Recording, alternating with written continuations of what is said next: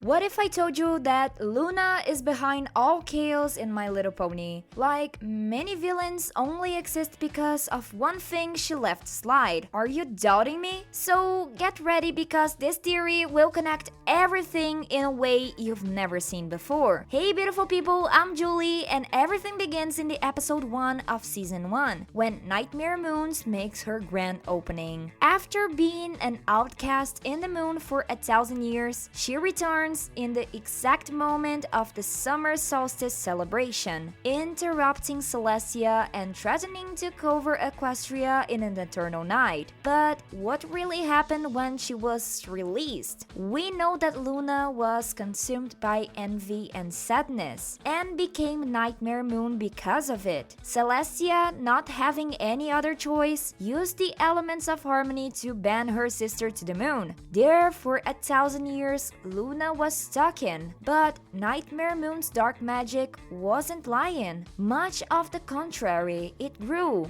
feeding from solitude, anger, and became something even worse. Now, here's a fun detail. In the episode 13 of season 5, The Princess's Dream of Magic Sheep, Luna reveals who created Tantabus after her redemption. The creature was formed after the guilt that she felt for everything she caused as Nightmare Moon, and Tantabus' function was to torture her during her sleep, so she never forgets what she done. If you also feel sorry for Luna, leave a like, because just by thinking of that makes me sad. She could have forgive herself for what happened and blaming herself to it. We can't imagine how hard it must have been for her. But what if Tantabus was more than just a guilt? What if it was a living part of Nightmare Moon's magic, like a fragment that survived from all of that darkness? That theory that a lot of fans believe says that Tantabus wasn't created just from Luna's guilt. He already existed because he was the shadow that took Luna itself. Maybe he got this form when Luna came back to herself, like an unconscious manifestation of what was left of Nightmare Moon. But the fact is that the shadowy force never ceased to exist. And look how this explains his behavior in the episode 13 of season 5. He doesn't just torment the princess' dreams, which is already bad enough, but he starts to spread,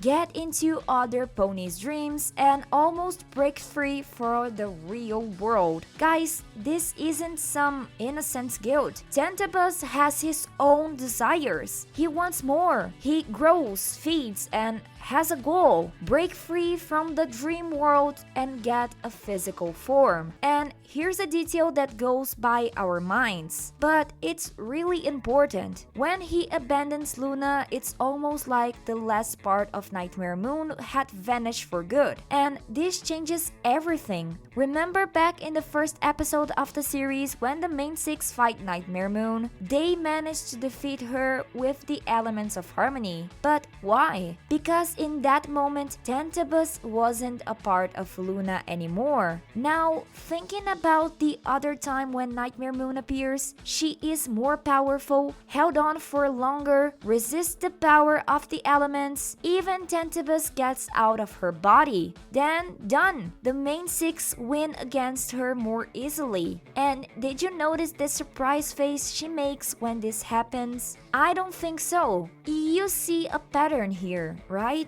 Tantabus is like a parasite, really. He gets into his victims, offers a little power in exchange of sucking everything inside, until he fully dominates his victim. And when he feels like he's going to lose, he dips and finds another host. That's tense. Have you ever noticed that? Comment down below if it's also blew your mind, because for me this changes a lot of Luna and Nightmare Moon's story. Let's talk a little about dark magic in Equestria, shall we? Because look, whatever it comes up, it has a sinister pattern. It corrupts, distorts, and the creepiest part, it seems to gain life. Have you ever noticed that? Take King Sombra as an example. Dude was an Umbrus, a unicorn corrupted by a dark magic so powerful that even after defeating him, his essence got stuck in the black crystals, like if the Shadow's own essence refused to die. Now compare this with Nightmare Moon. Maybe the same happened to her. Like after being defeated, a part of the dark magic didn't go away, just hid itself inside of Luna herself. And if we take a look into G5, take a look at what Opaline did. She used dark magic to become a fire alicorn. It's not by her merit. She brute forced it. The message here is clear. This dark magic transforms, yes, but it always has a price, and it's generally pretty high. Now, do you guys remember about Roger's Tale, that legendary villain of Equestria? He used magical bells to suck the energy of other beings. This shows that dark magic can be a living thing that manipulates and adapts itself in order to survive. Then it makes sense to think that Tantabus, as a creature born from this ancient magic, he would be like Shadow Lost Song, something that grew from what was left of Nightmare Moon, but that followed his own path with his own will. You see how this all connects. Comment down below what you think about this theory.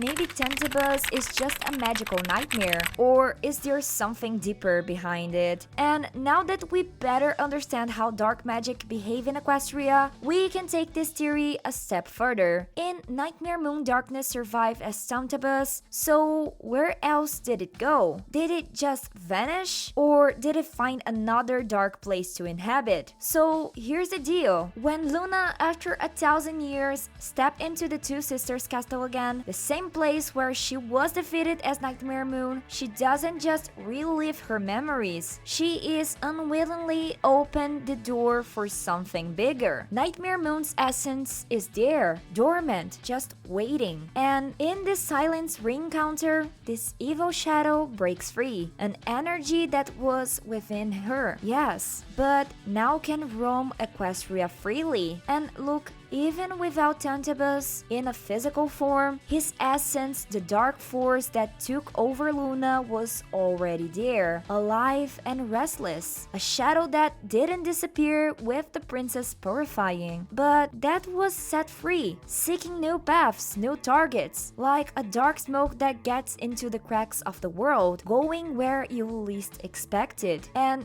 there everything starts to make sense. This energy can be the same one that started to feed from the villains that appeared later in the series. T-Rex, for example. Do you recall how he appears filled with a lust for power? Maybe this darkness gave him a little push. After all, what did he absorb exactly? The magic force of others. If there's a dark force roaming around, why don't drink from it? And look how funny. In Season 8, when T-Rex joins Cozy Glow, they all appear to be stronger and darker. And there's more. Their transformation reminds Luna when she became Nightmare Moon, keeping the same pattern. And in the final battle, Tantabus gets out of their bodies, leaving part of the magic, but not enough for them to win against the elements of harmony. So he goes back to the shadows until he finds another host. It really can be the same shadow that got out of Luna's body in that castle. Nightmare Moon's magic never fully disappeared. It just changes its shape and target. Now tell me, is this just a coincidence? Or are we seeing the effects of an ancient dark magic that has been spreading since Season 1, influencing everything from the shadows? Leave it in the comments what do you think and if this theory makes sense so far. So is Luna really free from Nightmare Moon's shadow? Or did she just spread it all around the world? Comment it down below what you guys think. And thank you a lot for watching this video till here, and hasta la vista!